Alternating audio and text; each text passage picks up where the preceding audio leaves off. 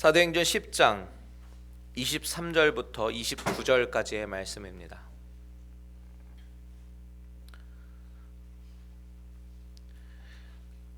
우리 다 찾으신 줄 알고 한 목소리로 합독하실 때 23절 중반절 이튿날 거기서부터 같이 읽도록 하겠습니다. 시작.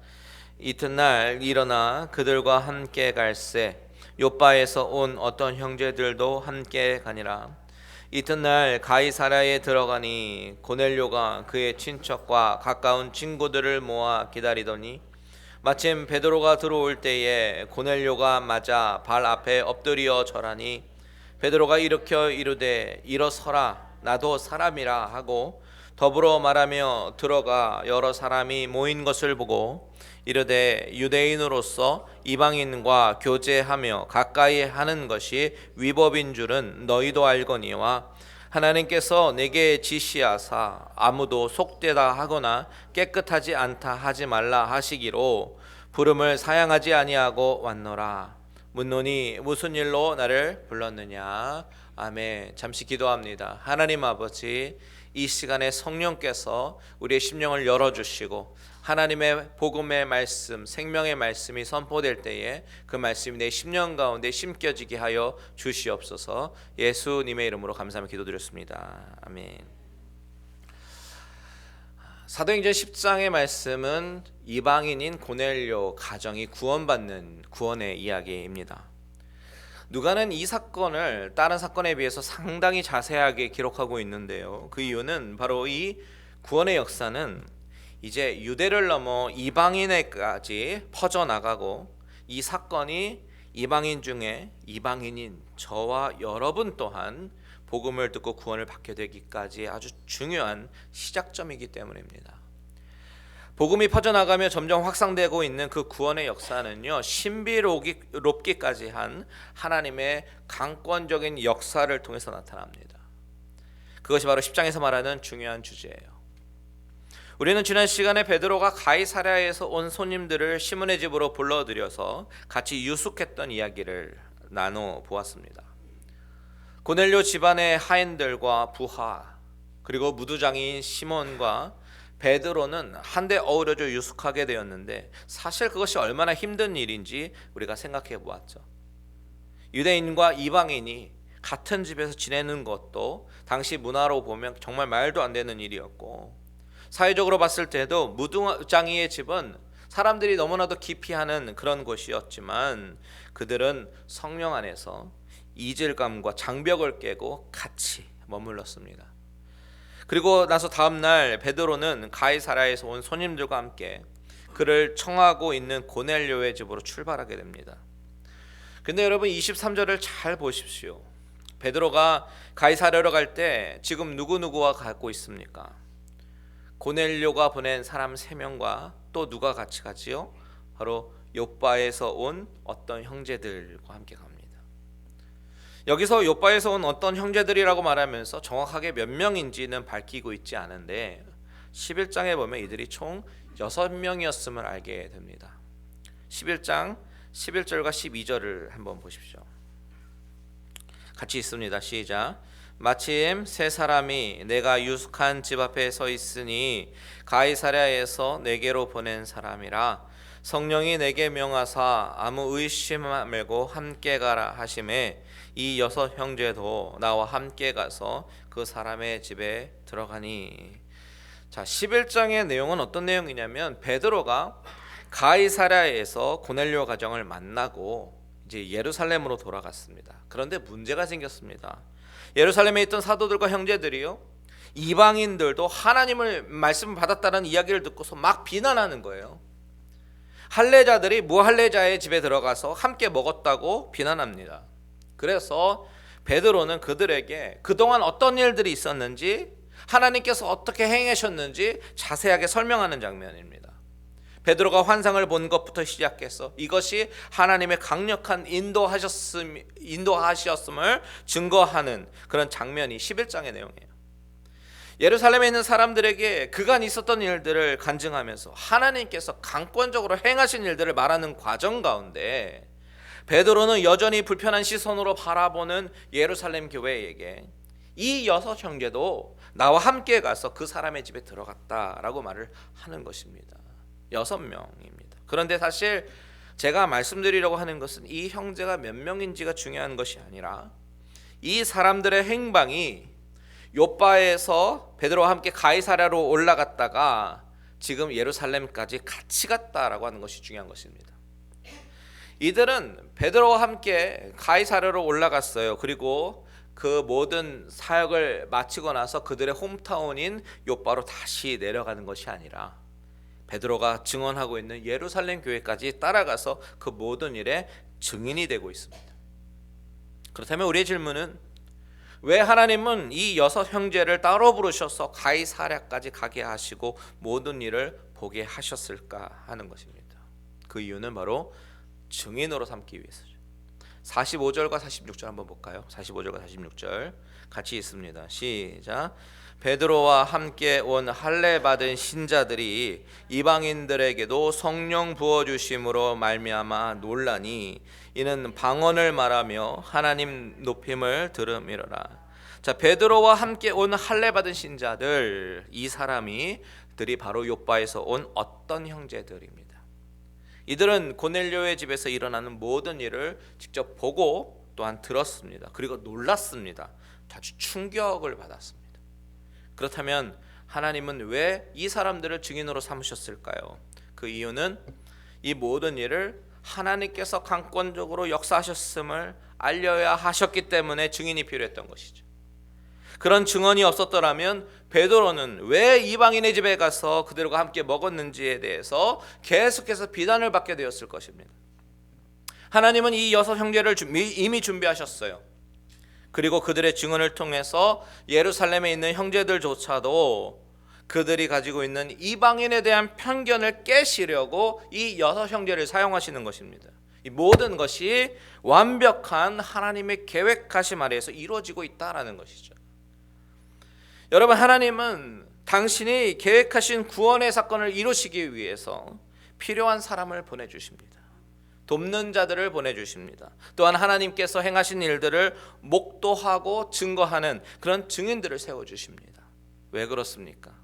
이것은 결코 우연이 아니라 하나님께서 계획하시고 하나님께서 강권적으로 행하신 일임을 증거하기 위해서입니다.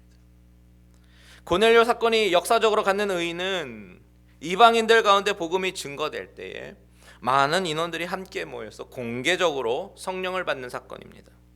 많은 사람들이 공개적으로 성령을 받았다라고 하는 것은 복음이 단순히 유대인들만의 전유물이 아니라 온 인류를 위한 하나님의 선물임을 만천에 공포하는 공포식이라는 거예요. 그래서 하나님은 이 6명을 준비하셨습니다. 이것이 바로 고넬료의 가정이 구원받는 스토리가 가지는 의의입니다. 복음은 유대인들만의 것이 아닙니다. 온 인류를 구원하시려는 하나님의 선물입니다. 그리고 이 구원의 계획은 아담이 타락하는 그 순간부터 계획하셨다는 사실을 우리는 기억해야 돼요. 그리고 그 계획은 고넬료의 가정을 넘어서 전 세계에 퍼지게 되고 결국 저와 여러분도 그 계획 안에 있게 된 것입니다. 하나님이 이토록 저와 여러분의 구원을 개입하셨다는 사실이 놀랍지 않습니까? 그런데 하나님은 이 복음이 이방인들에게 증거되게 하기 위해서 먼저 이들의 마음, 고넬료와 그의 친구들과 가족들의 마음밭을 준비시키시고 그들이 복음을 들을 수 있도록 그 마음 가운데 목마름과 열망을 허락하셨어요. 오늘 본문 24절을 보십시오. 24절 시작. 이튿날 가이사랴에 들어가니 고넬료가 그의 친척과 가까운 친구들을 모아 기다리더니, 자, 고넬료는 베드로가 오기까지 기다리면서 그의 집안 식구들만 있었던 것이 아니라 친척들도 부르고 가까운 친구들도 다 불러 모아서 기다리고 있었습니다. 이 그림은 하나님의 말씀에 목말라 하는 그런 모습이에요. 은혜를 간절히 사모하는 모습입니다. 여러분, 하나님은 하나님의 은혜를 간절히 사모할 때에 그 심령에 강하게 역사하십니다. 예배에 오는 우리의 심령이 아무 기대감도 없이 교회 마당만 밟고 가는 것이 아니라 하나님의 은혜를 간절히 사모하고 복음 듣기를 열망하는 그 마음으로 예배를 드릴 때에 하나님은 그 심령 가운데 놀랍게 감당할 수 없는 성령의 은혜를 폭포수처럼 부어주심을 믿으시기 바랍니다. 참된 신앙은 교회 출석하는 것이 전부가 아니에요. 예배를 사모하고 은혜에 대한 갈망이 있고 하나님의 역사를 경험하기를 원하는 간절한 마음, 진심으로, 전심으로 예배와 말씀과 기도에 집중하는 것이 바로 참된 신앙인 줄 믿습니다.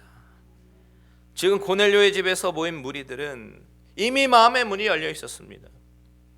그 큰 무리가 베드로의 복음을 듣고 성령을 받고 세례를 받았다라고 하는 것은 어떤 의미냐면 이제 그들 가운데 역사하신 복음이 이제 본격적으로 이방인들에게 전파되기 시작하는데 이 고넬료의 사건이 말하자면 중요한 기폭제가 되는 것입니다. 하나님께서는 이방인의 무리가 집단적으로 구원받는 이 역사적인 현장 앞에 요바의 그리스도인 6명과 베드로까지 7명이 이 사건을 보게 하셨습니다. 그래서 이 일이 하나님께서 작정하시고 예비하신 이름을 증거하고 있는 것이죠. 그래서 이 고넬료의 사건은 이방인 구원 사건으로 역사적인 사건이 되는 것이고 이 모든 것이 하나님의 주권 아래서 증거되고 진행되어 왔음을 증거하기 위해서 6명의 형제를 증인으로 세우셨다. 여러분, 저는 이 장면을 묵상하면서요 무슨 생각을 하게 되었냐면 하나님이 행하시는 놀라운 일들을 직접 목도하는 증인의 역할은 얼마나 감동적이고 감격적일까 하는 그런 생각을 해보았습니다. 그들 가운데는 과연 이방인들이 복음을 받아들이고 성령을 받고 세례를 받을 수 있었을까 하는 그런 생각이 있었을지도 모릅니다. 그런데 이방인에게 복음이 전파가 되고 그것이 성령의 강한 임재하심으로 뒤집어지고 그들이 세례를 받는 그 현장을 바라보는 그 마음은 얼마나 흥분되는 일이겠습니까? 이것을 생각하면서 제 마음에 드는 소원은 바로 저와 여러분이 바로 이런 증인이 되기를 소원하게 되었습니다. 하나님이 우리 갈릴리 은혜교회 가운데 부흥을 일으키시고 성령의 바람을 일으키시고 복음이 필요한 자에게 복음이 선포가 되고 구원의 역사가 일어나는 그 현장 가운데 저와 여러분이 바로 이 형제들과 같은 증인들이 되기를 축복합니다. 여러분, 참된 신앙생활이 무엇이에요? 바로 하나님의 일하시는 것을 목격하고 증인이 되는 것입니다. 여러분, 우리 교회 모든 성도들은 교회에 출석하는 것으로 만족하는 신앙이 아니라 하나님의 역사하심의 산 증인이 되는 저와 여러분들 되시기를 주님의 이름으로 축원드립니다. 베드로가 그 형제들과 같이 고넬료 집에 도착했을 때 베드로가 본 광경은 어떤 광경입니까? 25절에서 27절 같이 읽겠습니다. 시작. 마침 베드로가 들어올 때에 고넬료가 맞아 발 앞에 엎드려 절하니 베드로가 일으켜 이르되 일어서라 나도 사람이라 하고 더불어 말하며 들어가 여러 사람이 모인 것을 보고 여러 사람이 모인 것을 보았습니다. 그리고 그 가운데 고넬료는 베드로를 보자마자 발 앞에 엎드리며 절합니다. 여러분, 이 사람은 백부장입니다. 백부장. 지난 시간에도 말씀드렸지만 당시 로마의 백부장은요 지금 현재의 중대장과의 권력과는 너무 많이 다릅니다. 인구도 지금보다 훨씬 현저하게 적은 시대였고 그 나라가 로마였다라는 것을 감안할 때 백부장은 상당한 권력이 있었고 누구에게 그렇게 쉽게 머리를 조아리는 그런 사람이 아닙니다. 그런데 지금 베드로가 자신의 집에 들어왔을 때 바로 발 앞에 엎드리며 절을 해요. 여기서 엎드리다라는 표현을 헬라어로 보면 쓰러지는 모양을 나타낼 때 쓰이는 단어가 쓰였습니다. 영어로 definition이 어떻게 되어 있냐면 fall down, be destroyed, 심지어 죽음을 뜻하는 die 이런 뜻도 있는 단어입니다. 자, 이것은 단순히 예의를 갖추는 정도가 아니라 마치 신을 경배하듯이 엎드리는 겁니다. 엎드려 절하다에서 절하다는 worship이라는 뜻이 있어요. 왜 고넬료는 이렇게 엎드릴까요? 그 이유는 아마도 자신이 본 환상 때문에 베드로가 절대 평범한 인물이 아니고 하나님이 보내신 사자일 것이다라는 생각이 들었기 때문일 것입니다. 신적인 존재로 생각했을지도 몰라요. 근데 그도 그럴 것이 그 당시 로마 제국의 국민들은 로마 황제를 신으로 숭배해야만 했기 때문에 도시마다 로마 황제를 경배하는 황제의 신전이 있었습니다. 그렇기 때문에 로마 사람들에게는 사람을 신으로 섬기는 것이 조금도 이상한 일이 아니었어요. 게다가 환상 속에서 명령을 듣고 베드로를 청했기 때문에 그는 이렇게 반응할 수 있었던 것이죠. 그때 베드로는 어떻게 반응합니까? 이러지 말라고, 일어서라고, 나도 사람이라고 이렇게 얘기합니다. 여러분, 베드로가 이렇게 말을 할 때는 지금 베드로가 어떤 마음의 상태인지 우리가 알 수가 있어요. 베드로가 어떤 사람입니까? 갈릴리 어부 출신입니다. 무식하고 그저 몸을 쓰는 일로 밥벌이를 하면서 살고 있었던 사람입니다.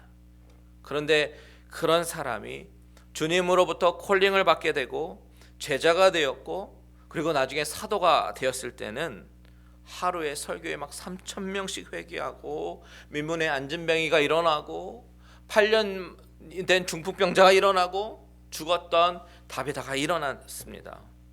그 사실을 목격한 사람이나 소문을 들은 사람들은 베드로 대단한 사람이라고 여기면서 막 떠받들려고 했을지도 몰라요. 여러분, 만약에 저와 여러분이 베드로라면 어떻게 했겠습니까? 어땠겠습니까? 사람들의 환호와 존경을 즐기지 않았을까요? 정말 자신이 무슨 신적인 능력이 있는 것처럼 착각하지 않았겠습니까? 실제로 우리가 너무 쉽게 영적인 교만에 빠질 수 있는 경우가 성령의 역사하심의 현장을 경험한 사람들이 영적인 교만에 쉽게 빠지는 경우를 봅니다. 방언이 터지고 입신이 들고 또한 축사를 할 때 귀신이 떠나가는 것을 보거나 그 현장 가운데 있던 사람들은 자신의 기도가 무슨 신통방통한 능력이 있어서 그런 일이 일어나는 줄로 착각하는 경우 많이 있습니다. 왜냐하면 그것이 인간의 연약함이기 때문입니다. 자꾸 높아지고 싶어 하고 내 능력도 아닌 것을 가지고 자랑하고 싶어 합니다. 징송받고 싶어 합니다. 이것이 인간의 본성입니다. 베드로도 자칫 잘못하다가 자기 착각에 빠지기 쉬운 그런 위치였습니다. 그런데 베드로는 그것이 얼마나 무서운 것인지 알았기 때문에 그저 그를 얼른 이렇게 세우고 일어나라고, 나도 사람이라고 이렇게 말을 하는 것입니다. 여러분, 우리 안에도 이와 같이 바로 하나님의 영광을 가로치지 않고 겸손하게 쓰임받게 되기를 바랍니다. 내가 영광 받는 것이 아니라 나 같은 죄인을 고쳐서 사용하시는 창조자 하나님, 전능하신 하나님, 주권자 하나님을 찬양하고 높이는 것이 바로 참된 신앙생활을 하는 사람의 모습입니다. 예수님도 광야에서 시험 받으실 때 오직 영광 받으실 분은 오직 하나님 한 분밖에 없음을 분명하게 말씀하시잖아요. 여러분, 만일 내 안에 하나님을 섬기고 헌신하면서 사람들의 칭찬과 격려가, 인정이 내 교회 생활의 중추적인 원동력이라면 하나님은 그런 나를 인정하지 않으실 것입니다. 저와 여러분은 사람들의 인정과 칭찬이 아니라 하나님의 인정과 하나님의 상급을 받으시는 귀한 믿음의 식구들 되시기를 주님의 이름으로 축원드립니다. 자, 이제 베드로가 지극한 환대를 받고 그 집 안으로 들어가게 되는데요. 그랬더니 여러 사람이 모여 있는 것이 보입니다. 바로 이 순간이 유대인과 이방인의 장벽이 무너지는 순간이에요. 베드로가 먼저 이방인의 집으로 들어갑니다. 바로 이것이 하나님께서 그토록 원하시고 꿈꾸셨던 장면입니다. 이방인을 향한 구원 계획이 교만했던 베드로, 편견에 가득 차 있던 베드로를 고치시고 사용하셔서 이루어 가시는 장면이에요. 그래서 베드로는 자신이 왜 이 자리까지 오게 되었는지 설명합니다. 28절과 29절 함께 읽겠습니다. 시작. 이르되 유대인으로서 이방인과 교제하며 가까이 하는 것이 위법인 줄은 너희도 알거니와 하나님께서 내게 지시하사 아무도 속되다 하거나 깨끗하지 않다 하지 말라 하시기로 부름을 사양하지 아니하고 왔노라. 묻노니 무슨 일로 나를 불렀느냐.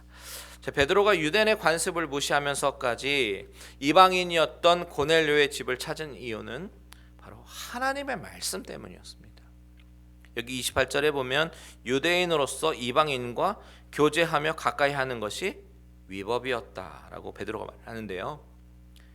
이것은 신명기 7장에서 이스라엘 백성들이 가나안 땅으로 가게 되면 7족속을 쫓아내고 그들과 혼인도 하지 말고 사돈을 맺어서도 안 된다라고 말씀하시는데, 이것을 유대인들은 확대 해석해서 가나안 원주민 이외의 모든 이방인들까지 다 적용하는 것입니다. 그래서 유대인들은 이방인들과 교제를 해서도 안 된다고 규정한 거예요. 이런 규율에 의하면 지금 고넬료의 집에 들어가서 교제를 나누는 것은 유대 사회로부터 지탄을 받는 일이었을 것이에요. 그럼에도 불구하고 베드로는 뭐라고 이야기합니까? 하나님이 내게 지시하사, 하나님이 자신에게 직접 말씀하셨다라고 하는 것이에요. 그래서 부름, 콜링을 사양하지 않고 왔다. 여러분, 사람이 자신이 살아왔던 관습을 깨는 것이 얼마나 쉽지 않은 일인지 아십니까?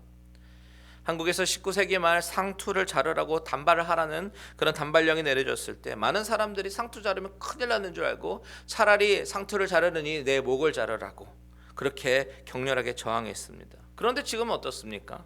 대부분의 남자들은 머리를 길게 하고 다니지 않습니다. 이렇게 사회적 관습을 깨는 것은 우리에게는 참으로 어려운 일이에요. 베드로도 유대인으로서 같은 유대 사회로부터 지탄을 받는 일은 하고 싶지 않았습니다.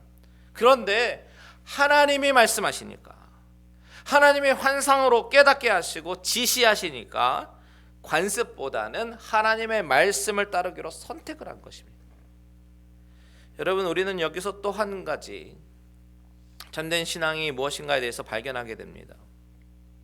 예수를 제대로 알고 믿고 참된 신앙을 가지고 살아간다고 하는 것은 베드로가 관습보다는 하나님의 말씀을 따르기로 작정한 것처럼 우리의 삶에 하나님의 말씀을 절대적인 기준으로 삼고 내 삶의 가장 중요한 중심축으로 살아가는 것임을 믿으시기 바랍니다.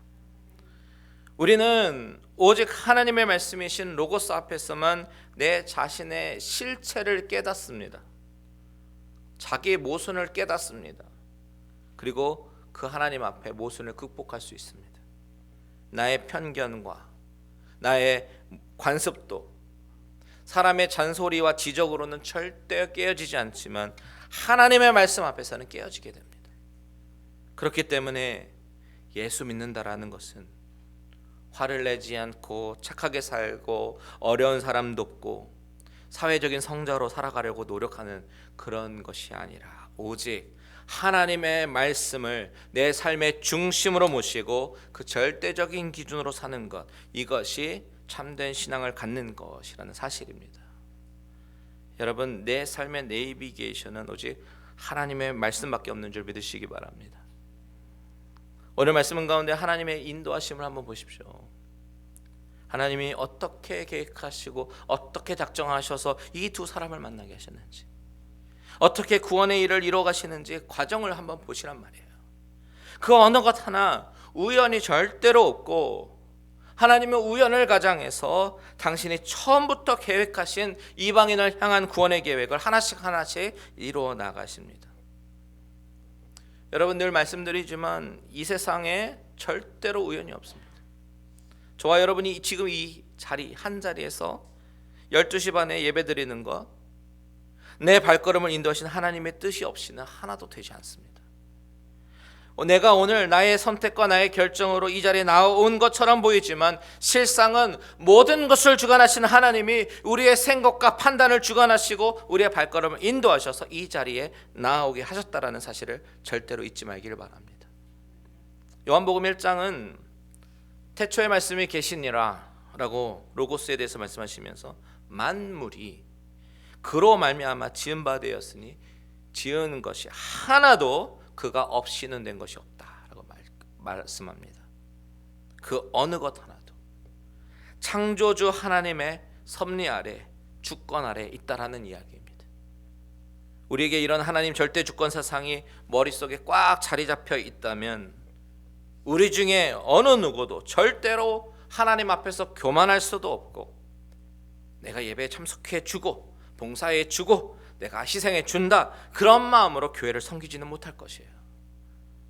이전까지는 상상할 수도 없는 유대인의 그릇된 전통과 관습을 오직 하나님의 말씀에 의해서 깨어지고 그 말씀 앞에 고꾸라져서 순종하는 베드로의 모습처럼, 하나님이 저와 여러분에게 원하시는 것이 바로 하나님의 말씀 앞에 내 자아가 깨어지고 산산이 부서지고 겸손하게 하나님을 섬기는 것임을 기억하시기를 바랍니다.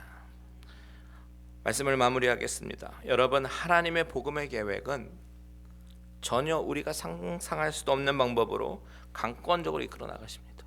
그리고 그런 하나님의 계획이 있었기에 저와 여러분들도 복음을 듣게 되었고 하나님의 자녀가 되게 하신 줄 믿습니다.